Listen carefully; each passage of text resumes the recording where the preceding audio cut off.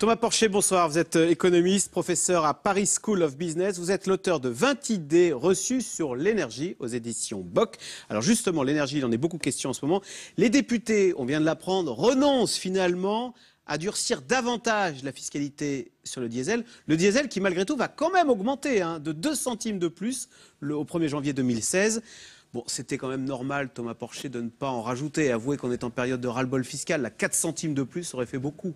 Alors effectivement, on est en période de ras-le-bol fiscal, mais on a quand même une opportunité conjoncturelle, c'est qu'on a un prix du pétrole qui est extrêmement faible et donc un prix de l'essence qui est beaucoup plus faible que ce qu'on a eu les années précédentes.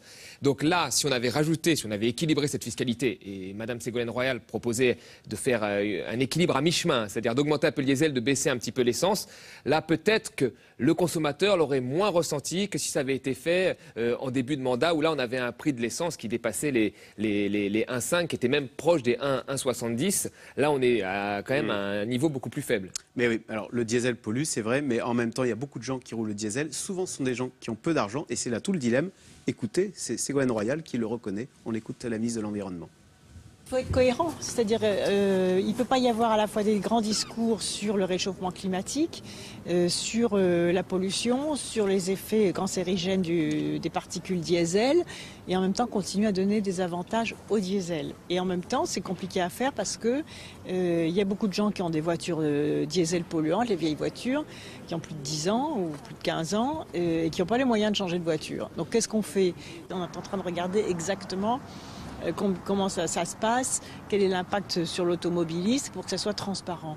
Est-ce que c'est pas un peu injuste quand même de durcir comme ça subitement le prix du diesel? Parce que les gens ont acheté des voitures diesel parce qu'ils savent que le gasoil n'est pas cher, moins cher que l'essence. Donc si on change les règles du jeu en cours de route, vous voyez, il y a un petit côté...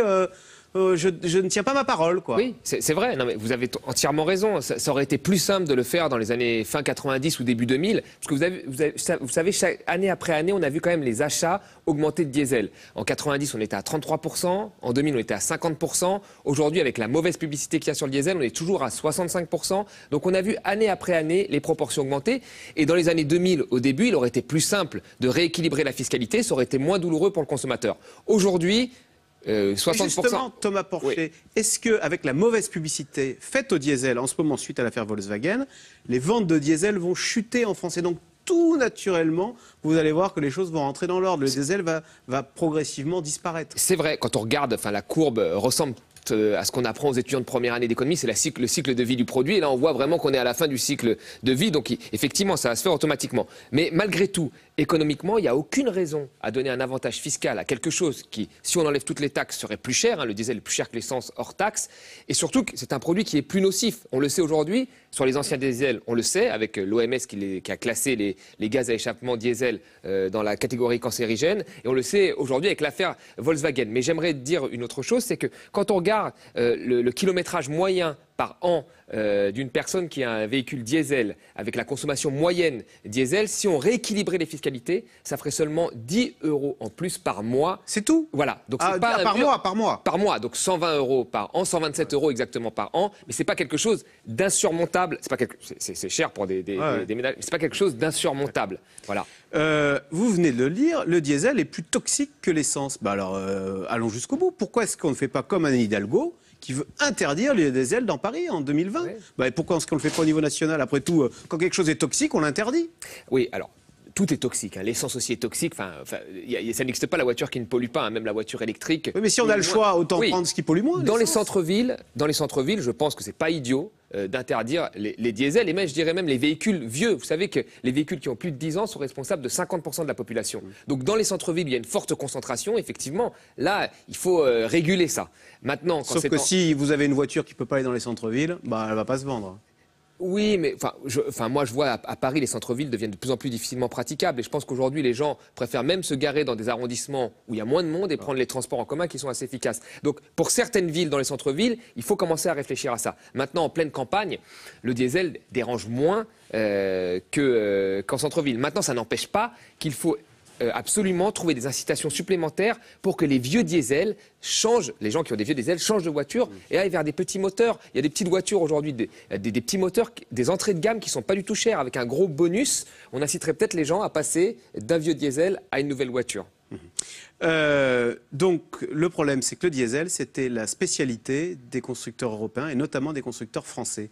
Si on est en train de dire, le diesel, vous l'avez dit, c'est une fin de cycle, vive l'essence, vous faites quand même le jeu des constructeurs asiatiques et des constructeurs américains que vont devenir Peugeot et Renault en France. C'était leur spécialité, oui. Et plus largement des Européens. Oui, c'est vrai, c'est vrai. Alors, je pense qu'ils en ont bien profité. Enfin, je pense que dans les années 90... c'est nous qui en avons bien profité, dans nous, les années 90. Nous, constructeurs français. Oui, les constructeurs français, pas nous. Les constructeurs français, on a bien poussé dans les années 90 et 2000, c'est clair, net. D'ailleurs, soit dit en passant, il y avait des études déjà qui sortaient, il y avait le Japon qui interdisait le diesel, il y avait tout un tas d'études. Et à l'époque, quand même, nos politiques ne prenaient pas en compte l'aspect nocif du diesel, alors que déjà, au niveau international, il y avait tout un tas d'études qui sortaient en disant que c'était très nocif. Et nous, on continuait à encourager par la fiscalité, mais aussi à pousser nos producteurs dans le diesel. Maintenant, j'espère, moi je ne suis pas la tête de ces constructeurs, mais j'espère aujourd'hui qu'ils regardent quand même vers l'avenir et qu'ils ne pensent pas que le diesel est un avantage comparatif à vie. Parce que les ventes diminuent, les parts de marché, il n'y en a plus à prendre en France, il n'y en a pas beaucoup à prendre en Europe. Donc il faut vraiment faire un changement structurel là pour le coup. Et là j'espère qu'ils ont intégré ça, parce que s'ils n'ont pas intégré ça, ça va mal finir, je pense. Que vous inspire l'affaire Volkswagen? D'abord, j'imagine que vous avez été cueilli comme tout le monde par ce logiciel. Là. Bon. Néanmoins, est-ce qu'il y a certains membres adeptes de la théorie du complot qui disent finalement, on est en train de laminer Volkswagen, qui faisait beaucoup de mal aux constructeurs américains aux États-Unis. On est en train de laminer les constructeurs européens qui trustaient le haut de gamme aux États-Unis. Ça arrange beaucoup de monde quand même de laminer là, les constructeurs allemands et au passage, de façon incidente, les constructeurs français. Oui, alors... Bon, peut-être, c'est vrai, bon, mais ça nous révèle surtout une chose, c'est qu'on n'avait pas de test en backup. C'est-à-dire qu'on avait ces certifications au départ, qui, effectivement, ces véhicules passaient les certifications, mais on n'avait pas de test en backup. C'est-à-dire qu'une voiture qui n'était pas polluante et qui avait la certification, 10 ans plus tard, on ne savait pas ce qu'elle devenait, il y avait les contrôles techniques, mais qui ne prennent pas trop en compte la pollution. Et ça nous indique quand même que là, on a manqué quelque chose. Ça, c'est la première chose. Puis la deuxième leçon qu'il faut tirer, c'est que ce n'est pas les autorités publiques européennes qui ont trouvé ça, c'est une ONG américaine. Alors peut-être derrière, je ne sais pas, je ne veux pas rentrer dans le complot, mais quand on voit la façon dont s'est excusé le patron de Volkswagen, on se rend bien compte qu'il était au courant qu'il y avait quelque chose de louche. Plutôt que d'accuser les Américains de complotisme, il faut peut-être accuser les Européens de faiblesse et de négligence et de copinage. Voilà. Enfin, moi, je pense que maintenant, il faudrait absolument qu'il y ait des tests en backup un peu plus tard, à 5 ans, à 10 ans, qui prennent en compte ces émissions qui sortent des moteurs. Il y en a qui font des calculs. Volkswagen va maintenant devoir rappeler 11 millions de véhicules, enfin donc plus de 8 millions en Europe. Il va falloir désinstaller le logiciel, installer des filtres, dédommager les clients. Ça peut se chiffrer en dizaines de milliards d'euros. On peut imaginer que Volkswagen ne survive pas à ce scandale. Peut-être, hein, mais moi ce que je vois surtout, ce que je n'arrive pas à comprendre et économiquement j'arrive pas à voir, c'est que vous avez la première compagnie qui fait un chiffre d'affaires monstrueux, qui n'a pas de part de marché, c'est pas une compagnie de pays émergents qui veut prendre des parts de marché, c'est la première compagnie mondiale, elle est capable d'un coup tordu, que tout le monde soit au courant de ça. C'est assez impressionnant et je pense que ça montre aujourd'hui quand même qu'il y a une espèce de problème, il y a une espèce de capitalisme mafieux qui commence à s'installer, y compris chez des groupes comme ça qui étaient quand même numéro 1. J'aurais jamais pensé, on aurait pas on dit qu'il y avait le culte du chef, que c'était un peu la Corée du Nord, personne n'osait contester le chef tout-puissant chez Volkswagen et que du coup tout le monde obéissait, bidouillait dans son coin pour que ça marche. Alors on s'imagine ce que ça doit être quand on est numéro 4 ou numéro 5, la pression qu'on doit subir. Et ça, je pense qu'il faut mettre à plat tout ça. Est-ce qu'aujourd'hui, quand on fait 10 milliards de bénéfices, on a besoin de truquer comme ça ces moteurs? C'est une question qui reste ouverte.